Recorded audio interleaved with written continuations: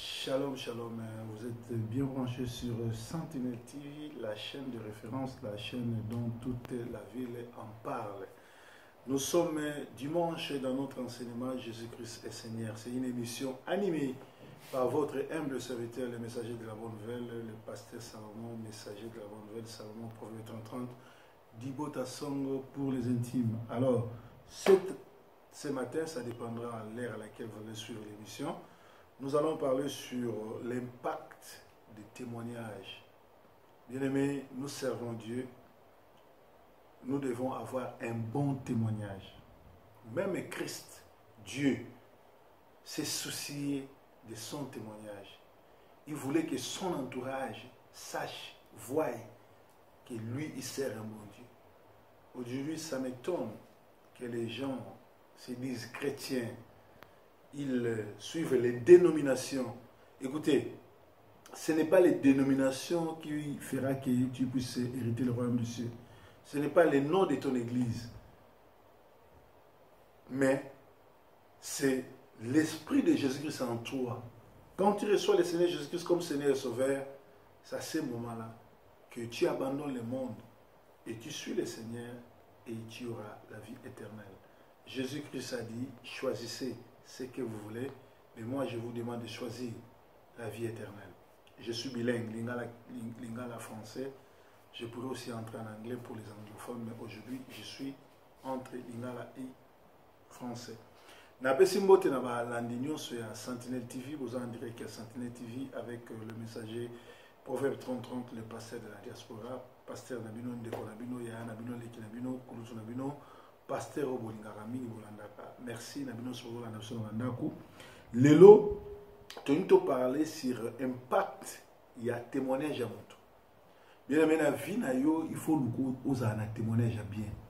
Il faut nous au plaire na communauté na yo. Il faut nous ah nazo le baté au sala hypocrisie. Ah nazo le baté au sepil sabato. Mais nazo ba témoignage na yo et go tindika yo obala. Témoignage na yo et go peso moi c'est ton mobala kitoko ya malamu. Témoignage na go peso musala. Témoignage na yo et go tindika matulu kwa batu balanda yo.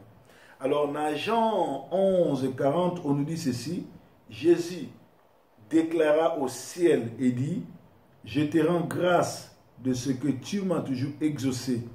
Ne le fais pas pour moi, mais faites-le à cause de ceux qui sont ici, afin qu'ils croient que c'est toi qui m'as envoyé.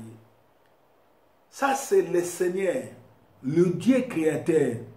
Il arrive sur notre terre comme Emmanuel, Dieu parmi les hommes. Il cherche à ce que son entourage, sa communauté, son église, les gens de son quartier sachent qu'il est de Dieu. Sachent que Dieu est avec lui. Sachent que Dieu l'a appelé. Na vie na yo, lelo oyo na bandoki, na ba sorcier, batasomi somi bali ba comme ba pasteur, na basi na ba ya mabete ngam na opeksa binote, na aleki nzambe te, na pe premier ministre nzambe te, na vice nzambe te, na nga messager nzambe. Omi comme si pasteur nanko etalio. Omi comme si pasteur pour nous rançonner batu, ko pesa ka ba enveloppe, ko créer kande ba ko manipuler batu, eza nango bien. Yebango yo nangande ko nanga to ko na tribunal. Tribunal ezali que sika oyo moko na moko ko rendre compte na ba buzo ba na mayele na mateya nyoso ateya pona ba gain na ye. Na web sabino ke za ba mateya mususu biso ba passer to teka ngai te me ba passer mususu ateya po ba bena ba mo. Tu rendre compte ya ba mateya wana. Tu rendre compte na ba position sur joie au lieu à la juste.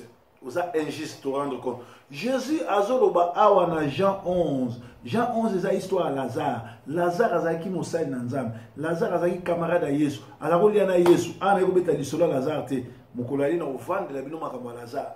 Mais tango Lazare akufi, avant Jésus akende sika moninga na akufi, assemblée alobi. Tout ça dans Jean 11:40 alobi Père, je te rends grâce. Tu m'as toujours exaucé. Ne le fais pas pour moi, faites-le à cause de ceux qui sont ici, afin qu'ils croient que c'est toi qui m'as envoyé. Et c'est cher pasteur, cher interprète, cher modérateur, maman diaconèse, maman protocole, maman Moïbi Sabana, Et c'est ma communion surtout yo salaka comportement dans le quartier. Est-ce que au sengaka nzamba justifié que yo abenga yo? Tant que yo loboza mosali na nzamba, tant que yo loboza diaconèse, ozo bima na mwasi ou bien mobali ya bato. O loboza li chef de protocole, mobima na pasteur na bino. Tant que yo za makango pasteur, est-ce que ozo senga nzamba justifié yo? Jésus na prière na zoloba, Père, ne le fais pas à cause de moi, faites-le à cause de ceux qui sont ici, afin qu'ils sachent que toi tu m'as envoyé. Baningami basali na nzambe, baningami bato na nzambe. Nikolo na koma kote ya mingi basali na nzambe, parce que basali na nzambe, derrière chaque pasteur il y a une multitude de gens. Na sima basali na nzambe zana matulu kwa bato balanda bango. Soki un pasteur abungi nzela ngo balobaka, abungi si bato bele nzela. Yango balobaka, soko zolanda moto yo akufa miso, boko na problème wana ya li, boko na libulu ezali liwa lifelo malédiction bozangi botutu envoûtement. Yesu azo la prière na ye, azo senga nzamba exaucer ye pour communauté na ye, pour quartier na ye, pour église na ye, ba ye ba ke ye envoyer ba. So cher pasteur, mateya oyo teya, ba mbongo oyo senga, basi bato oyo zo bimana ba. Cher chef ya chorale, ba fille surtout à chorale ba yaka ba vierge l'église, ba comment de vierge li kona yo. Makamo no si yo sala. Est-ce que ezali po o justifier ezali envoyer à Satan to nzambe? Parce que Jésus a zoloba awana Jean 11:40 a dit ne le fais pas à cause de moi, mais fais-le à cause de ceux qui sont ici, qui le croient que c'est toi qui m'as envoyé. Et ça n'a pas biso basana nzambe, futo lukaka nzamba justifier biso. Futo lukaka nzamba tali sabato ke yende abenga yo. Mais lelo na komona bato bazali ko sala effort, ko créer ba témoignage, ko futa ba mbongo. Bato muso baza prêt à cause de mutu moko uti mboka uti bien na commune muso apesi mbongo yaka ko témoigner que ozaki malade pasteur abigisina yaka ko bamso ko ba pesa tu mbongo yo nazaki aveugle ça pasteur abondeli nga na moni bien aimé nguya ya nzambe onction ya nzambe. If God touch you, your life will be not be the same. Your life will be changed. So ki nzamba touché yo bo moino za ndé moko te biso bato ba biso bateau ba biso ba plus de 30 ans na poto totambola na ba yanke ya poto ba vieux Willy Maindombe ba Bado Martins ba grand escroc ya Paris à Bruxelles ba vieux ba encadrer biso. Mais tant to kota na Yesu fina se changer bateau ba biso na milieu musique tozala na ba King Kester mena ba Papa Wemba ba Marie-Paul Lera zo beta wenge 4x4 ngana za le seul moi na changu na yo vana na hôtel botu na manda botu na député nga président ya Wengel Paris na bandal na o diriger bandal. Alléluia. Mais tant que Yesu a touché bo moinanga na bongwani na tina tena futa mtu mbongo ayo pesa témoignage à lokuta na tina tena pesa mtu mbongo kazai ko mona te aye ko mona kazai ko bota te aboti non. Église za ngate na bande église na masina mukwali boso na bande église na masina na lupango na biso 40 personnes baya 40 personnes na bande église na 40 personnes mukwali boso na Manchester mukwali boso na bande église 40 personnes na Londres mukwali boso na bande église 40 personnes partout na kendaka bato bayaka. Mais bato wana zo pona ngate ba bato nzambe na moni bato so bazo publier o ngana toni sa ba stade. Problème ezali ko toni sa ba stade te. Problème ezali hôtel liboso ba 5000 personnes te ba 10000 personnes te ya ba 80000 personnes te. Problème ezali bato ba yoka kamate ya no combien baza sauver, combien ba kota lola. C'est ça le plus grand problème. Côté ya liboso bato biso te na armée de l'Éternel quand on était pas passé Sony dimanche il y avait au moins 5000 personnes. Donc na terre liboso 5000 personnes. Tant que passé Sony azo ke na ba stade ya Kamandio na naza na poto mais na zone Afrique na sambela na ye na stade na zala na ye le 77 na stade de Marti na stade du Vernet na mona foule ya bato na mona na mutu te na foule ande mona te. Mais problème ezali ya auton sa foule te wera ton sa foule King Kester asala ba foule Michael Jackson asala ko leka ba pasteur nyonso tu mais le loza na lifelo. Problème ezate bato belé balandaka nga. Problème ezate na terre na TV biso tout te na TV na terre na TV na Londres na terre na TV na Amérique, na terre na TV na Kinshasa, na Brazza. Mais c'est pas ça. Problème ali ma terre na yo, message na yo et bon ici combien de personnes. Problème ali ma terre na comportement na batu boni ba okenolola. Problème na yo yali, problème na yo yali yebisa biso na ma terre na yo na bizali na yo o gagner combien de personnes. C'est ça le problème. Les gens qui ont dit na terre qui bosso 500 000 personnes. Est-ce que yo sala plein pour les gars Michael Jackson? Yo sala plein pour les gars Sonic à foot. Yo sala plein pour les gars qui ça Vita Iman. Yo sala plein pour les gars King Kester Towera. To pour les gars Pepe Kale. Les gens bazawa. Yo sala plein pour les gars Roi Pelé Marie Paul. Non. Donc quand il y a des sabisos que na terre il bosso 20 000 personnes, na terre il bosso 80 000 personnes. Yo les gars Sonic à foot na ba plein. Yo les Sonic a foutu en automne ça va stade. Problème est ali bateau ba yaki pa na yo. Combien ba okota na lola. Nzamba ko juger biso par rapport à enseignement na biso bato boni ba bomwani. Awa yeso azoloba. Kolo ko sala miracle était pour nga. Ko sala miracle était pour na batonso mais sala ngo pour na entourage na nga ba yeba ke yo mututindanga. Il y a un problème. Jésus Dieu mais il veut que sa communauté sache qu'il vient de Dieu. Oui. Ngai na kumisaka na tout à tolo po Bible bi tout à tolo manzambe que naza moko ba grand prédicateur en Afrique. Ouais. La terre a bien. Na force à rater. Naza awa. Tona mama galiaza na kutelo na bani ba te ya oyo. Na sambeli te na luki mate ya te na luki ko copier mutu te na senga na nzambe sunganga na te ya mate o ngamoko na koma oyo ya mutu te. Aza témoin zo monanga. Tout ça écoute na programme na enregistré. Alléluia.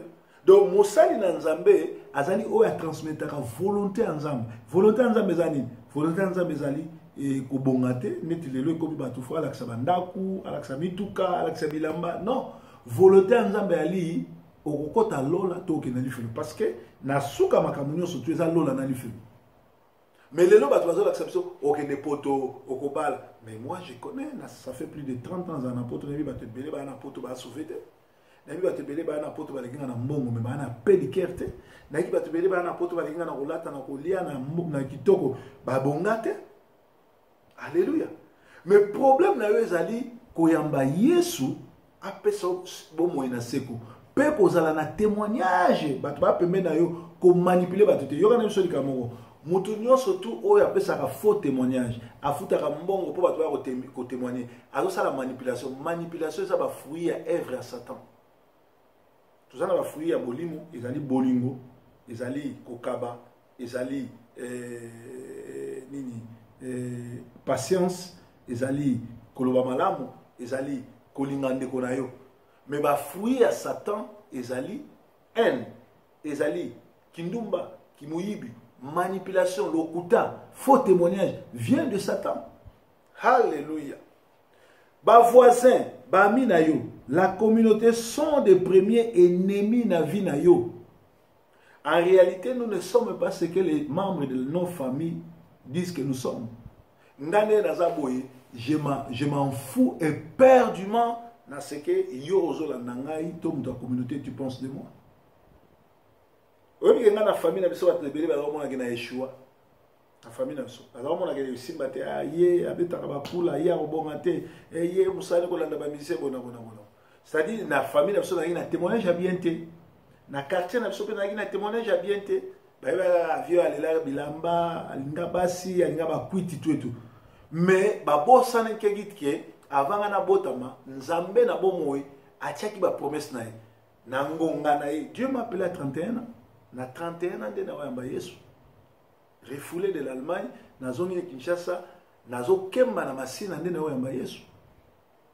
Alléluia. Donc peu importe ce que les membres de ta famille pensent, toi tu n'es pas ce que les gens du quartier pensent que tu es. Tu n'es pas ce que ton pasteur pense que tu es. Tu n'es pas ce que les gens de ta communauté pensent que tu es. En réalité, toi tu es ce que Dieu pense que tu es. Dans la période à Jésus, Jésus a tout dit baye kona ya lobi batu bazo bani ponanga baye kona ba lobi bamso ba lobi oza mwana Marie et si boye ba ngo ke tango so ba si Jésus koza mwana Joseph c'est-à-dire bazo funda ye kaza mwana ya mwana oyo azanga tata mwana o mama bala mama mobali bala mama ne na zebe zaki injure so ba bengi Jésus mwana Joseph Et là, c'est que azali moi na makam ou bien moi na charpentier bazo funda eke tata na yo oyebi tata na ote. Mais peu importe na bato bazali ko kanisa que Jésus azali moi na Marie moi mais ne ba yo tuna Pierre alobi ozali le fils de Dieu vivant. Jésus a ses réponses au PC outi na ni na makila ni na nzoto mais outi na Saint-Esprit parce qu'il fallait inspirer na Saint-Esprit ba que Jésus azali moi na Joseph. C'est comme ça qu'on se soucie à côté na makambo ba famille no ba oloba. Barobengo ndumba, barobengo akufa lobi, barobengo azwakate, nzamba azomona azwakate, nzamba azomona leader. Tellement loba, je suis un leader. Tellement loba na amolongi, tellement loba na abukobonga. Yonde ozali elembo ya famille na yo. Prophète akei na ndaku ya tata David. Akende ko wendre muto akoma roi. Papa David abomba David. Abimisi bana ne 7 ba Eliakim abimisi ba Elie ba na ba komo na ba moyebi ba boga ba géant mais David ba bomba ki na zamba prophète abimisi David a dit est-ce que bana no subango papa David est-ce bana no subango ayiko se souvenir kana mwana moko atinda ina zamba po azalaki na doute que mwana wana za mwana était on dirait moi si na être chaki. Et David, dans Psaume 51, a reconnaître que Abotami n'a péché, maman n'a été triché, maman n'est pas souvenu à ça, qui t'a libisoté, peu importe ce que la communauté pense de toi. Ngai, il est dans la communauté Angleterre, il a qui passe pour nous convaincre la communauté. Il y a un témoignage dans la sapeur, il y a un témoignage dans la banque, il y a un témoignage dans la Moutamoboulou, bandima qui ngate. Mais, na forger nzela nanga lelo respect kota. Alléluia. L'air n'a pas si lettre à divorce. Bon, mon émission, combien de va sali? Mon n'a pas qui chasse apôtre toto comme il n'a nimi goza mon sali nanza. Parce que ndenge Satan a ngaga criblé yo et pourtant lettre à divorce et ça la maka ba pasteur rebellé. Vous a passé à l'émotion divorcé mais yo vous a un témoignage qui toko biso bi pourquoi sali bon vous a raison mais talane ba comme ça on est le somme. Mais talane nzamba bimisio. Talane nzamba sauver na likambo. Oza nzambe continuer nzamba pas molona monsina. Voilà. C'est-à-dire que ba voisin, ba ennemi, communauté na yo, baza ba premier ennemi na yo. Dans la vie, fais tout pour que tes voisins sachent qu'il y a un Dieu en toi. Sache que toi tu es un responsable. Sois sérieux. Sers ton Dieu. Ton entourage doit avoir un bon témoignage de toi. Bana basi ebele babala bien te babala les sous te likolo foyer ba témoignage à ta quartier. Ngai na kose na mama Magali bolimi sazola ndanga za pembeni awo. Ezala mwana mwasi mwana ngana bana.